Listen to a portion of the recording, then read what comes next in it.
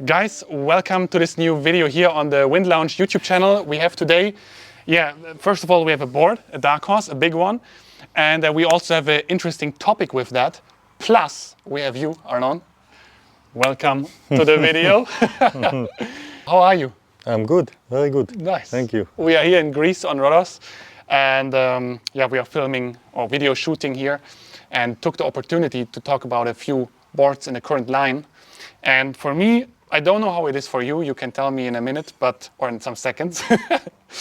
This board is a really special one because it used to be the board that I used the most out of the entire range. When I got on Futurefly, the big board, it was the one that I used on my legs all the time. Now I'm foiling all the time. Then a couple of weeks ago, I went back on this board. I filmed it. It went completely viral, one of my most successful videos this year. It feels a little bit like a forgotten discipline, you know, the light wind fin sailing. How as a PWA or maybe coming back PWA rider is this for you? I was specialized in light wind. You know, I got my best results in light wind. So I used to love or still love the big slalom boards. Yeah. Or the big boards in general. You know, I love the technicality of it. I like the light wind. Yeah. I like to make the most out of the light wind. I like the fact that in the light wind you are absolutely full of control. The control is absolute. Yeah. It's not like in strong wind that you are all over the place. Here you can really use your technique. Yeah. And I still love it. I think it's awesome. It's great. Okay. But you like, from the sales perspective, at least for us, it shifted to the foiling boards. Yeah. Where maybe our stuff shop didn't exist back then. It's just 4 years old. But I assume at least back then a lot of people bought a big board for light wind. Now it's the foil board. How is this for you? Is it like you also see this less on the water and you think maybe for the people it's also less fun to always go foiling in the light conditions? Well, first of all, these boards, the big slalom board, somehow in the end it's always sold. Really? So, okay. Yeah, because there's still quite a few people that don't really connect with the foiling. Yeah. Quite a few people, maybe a little bit older people or people that are scared of foiling. Yeah. And they're used to this and they feel safe with it. Yeah. And actually when you go on it, it's really, really fun. So this is what I also realized. Yeah, it's really, really fun. So it's just a different discipline. Yeah. And it's slowing down a little bit. Yeah. With the PWA, you don't have big board slalom anymore. Yeah. But you do have slalom. Yeah. And not always, you know, so the PWA is promoting slalom, fin slalom. Yeah. And it doesn't matter really if it's big boards or small boards. What matters is that it's a fun discipline. Yeah. And you take a big board if it's light wind in your lake or in your home spot, and you take a small board if it's windy. So that's how I look at it. We have like some other angles also on the topic. Yeah. And one, for example, is that the brands, like at least with sales, we see this, for example, with 0.7. Some brands are taking out their big fin sales. And the brands who are still developing the big stuff, or who still have that even in the range, because some brands are simply taking it out. They're saying, okay, it's not in the PWA anymore. People are foiling, so less quantity, we put it out. But those brands who still do it, it's actually really good for them. So it's definitely some movement in the market. Well, if you ask about Futurefly, I think we will always have it. It's in the blood of the brand. Yeah. And it's just different disciplines. For me, especially, I'm hooked on windsurfing because I would be bored if there would be only one discipline. Only foiling, for example. Yeah, only wave, only you know. Yeah. For me, what's fun about windsurfing is that you can do a diversity of disciplines, you know. Yeah. You can go speed, you can go freestyle, wave, you can go bump and jump, you can go foiling now, which is a whole different dimension. And windsurfing is all these disciplines, and since we are a windsurfing brand, we want to support all these disciplines, you know. Yeah, I think and I come from this, you know. This is like putting the board on the rail and in light winds, you know, trying to be technical, putting, you know, like lifting the board, that just the fin is touching the water with the big boards. There's no other feeling, you know. I remember it it was really the foil for me, but I remember it to be so awesome. And I also remember that with the previous version of this one, in Tarifa, I, for the first time in my life, also had a carpenter fin. I, for the first time, experienced this Hovering hovering, man. Yeah. What? That was so good. Yeah, yeah. And yeah, that went a little bit away. I'm not, I'm not so sure. But you said with all the different disciplines, I think it's one of the biggest advantages of windsurfing, because if you're hooked on windsurfing, you never get bored. You always find some new place or some new thing to do. Yeah. But it also makes this thing complicated, you know. Yeah. With other sports, you have this one thing, so you need less equipment. And yeah, it's maybe easier to get into it.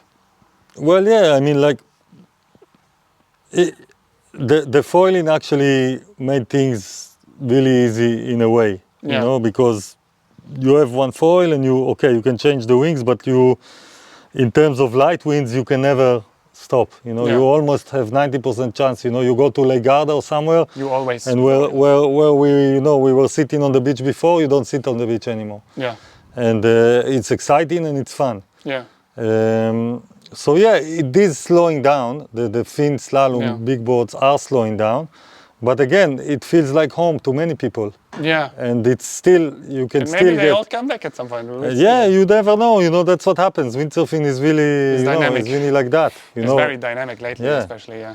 And man, you can go with this board.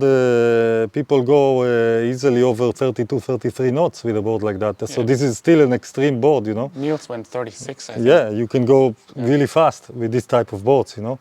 Yeah, so it's a high performance and it's fun and it's some people still love it. And as I said, those boards in the end, you know, we always order them. Yeah. And we always think, okay, this year, you know, nobody's gonna buy them. In the end, they are sold, you know. People still like them. To get to this board now, it's like, if I had to describe the feeling, not easy to describe, but it is really easy to rail it. This is what I would say. It is really easy to control, really easy to rail it. Also, when you match it with a perfect fin, it just goes smoothly. And I would like to know from you, what are the specifics of this board that make it so easy to put it in this racy railing feeling? Because for me, for example, on a medium or especially on a small board, it's harder to get that feeling. If I'm on this board with an 8.4 or 7.8, 44 fin, you straight away rail the thing, and it's this hovering that you said. Yeah. Where does it come from? It's compared to the rest of the line. Yeah. Big boards are normally a little bit shorter. Okay. And then you have a little bit more of a curve. It's for those who don't see it, it's 226 centimeters long. Right. And so you make them a little bit shorter, and then you make them a little bit more curvier. Okay. And this curve actually helps putting the board on the rail. Okay. It's also easier to pump. Yeah. You pump it, the curve puts the board on the rail. Of course, the bottom shape allows this and promotes this railing thing. Yeah. And that's it, you know. This is one of the first things that you are testing in a board like this, so big, is how to put it on the rail, because you want the least friction. Yeah. You don't want this whole surface, you know, to be on the water. Yeah, let's go into the details. Yeah, I think you have here a double concave in the front, so it's not much different than a smaller board. Yeah. And in this double concave you have V shape, so it can go nicely on the rail. You can see the V line here. I don't know if in the video you can see it, but it's here. Yeah. And then what is different in this board and small boards, like classic small boards, is that it goes into a single concave. Yeah. A single concave maybe we lift the thing to... Yeah, I don't know if you can see it. It's very hard to see. Yeah, okay. But I can see it from here. I don't know if you can. You can just point at it. We show it later. So it goes like a half moon, like this. So you have the single concave, which is kind of a W. Yeah. Going into, a double concave, which is a half moon and a half moon. Yeah. Going into a full moon, a full moon shape. Okay. All right, and this accelerates the water. So the water goes in these two channels, this channel, that get pushed into this single concave, which is a little bit lower. Basically, it's the fastest bottom shape apart from being flat. Okay. All right. Okay. But you cannot have it flat because you lose need control. edges to grip. Yeah. So yeah, the water gets pushed from these two channels Yeah. into a very fast shape, Okay. and this gives you lift. Yeah. Okay. I can All right, understand. and the sharpness of the rails Yeah. and the fact that here is deep and here is high Yeah. enables you to hover, Okay. the hovering feeling that you feel. And the cutouts, why The are they made cutouts in this specific way? The cutouts are you always optimize the cutouts to the width of the board. Yeah. All right. So if the board is wide, the cutouts are bigger. Yeah. All right. And it's a very specific thing. You cannot really go wrong in the cutouts because if you make them too deep or too big, they are going to suck water. If Okay. you make them too small, Well, I'm sure you can do them wrong.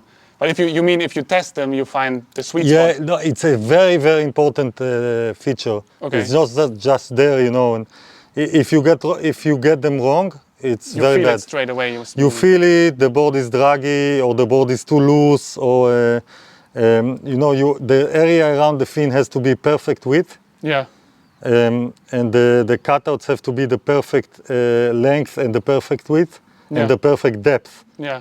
So it's a very it's a very nice technical feature Yeah. that we are. This is our expertise, Yeah. and we work with it a lot. Yeah. You told me you're filming it with cameras of the drones before you're testing it in a small miniature water channel in the where you produce the prototypes. Yes, and it's very important because like from the drone, you can see, if you zoom in, you can see the way that the water is splashing out, and you can see if it's clean or it's And you not can clean. tell the difference from the drone, yeah. Well, yeah, we look at it and we see. You see if it's all bubbly or Yeah. it comes clean. Like Yeah. Leo, our shaper, is very good in this kind of stuff. He Okay. detects it straight away, Okay. and he says, this, you can see how the cutouts are working well, or you can see there's turbulence. We need to change something. Yeah. And then we go back, we cut again, we change again. And okay. It's the last adjustment of the board, but maybe one of the most important one. Okay. So it's not just, because it keeps you, if you don't have them good, you can slide. You need grip. You need grip. The two features. One is to grip, to push it as hard as you can, that the board will be stable. Yeah. And the other one is reduce drag. Yeah. You lose grip if you reduce drag. Okay. But you keep grip, but you get drag. So I it's two understand. things that are working opposite of each other, and they have to be perfect. I think it's especially tough probably with the big board. It's with every board, because But here you're like, if I'm just looking at myself sailing this, it's pushing a lot on the fin, Yes. relying a lot on the grip of the board. So yeah, I you cannot have it with the smallest, for example. I'm standing more on top of it, or Well- pushing more like this, Well, the big board feels the drag much more, and Yeah. since the water are more calm, Yeah. let's say you're sailing in Legarda in flat water or sailing on your lake, Yeah. you will feel every bit, of drag. Yeah. You will feel something stuck. You will feel some turbulence if it's not correct. You know, with the small boards, you need control, so you will not maybe feel so much of a drag. But if you lose the control, then it means something's wrong there. So yeah, with a big board, it's exceptionally important because every mistake you make, the strong wind, the windier it gets, it just goes. Whatever you have there, it will go somehow. You know? And you feel it less. But with the light wind, you will feel it much more. Therefore, you need to hit it like really perfect. Nice. Yeah. Yeah. Good job. Thanks. All right. Thank you for the opinion on this one and the information. And I would say, guys, I hope if you also enjoyed the video, you can leave us a thumbs up and subscribe to the YouTube channel. Check out the Wind Lounge if you're interested, for example, in a new Dark Horse big board. We are very happy to help you. And I would say we see each other the next time. Nice. All right. Perfect. It's a magic board, that 132.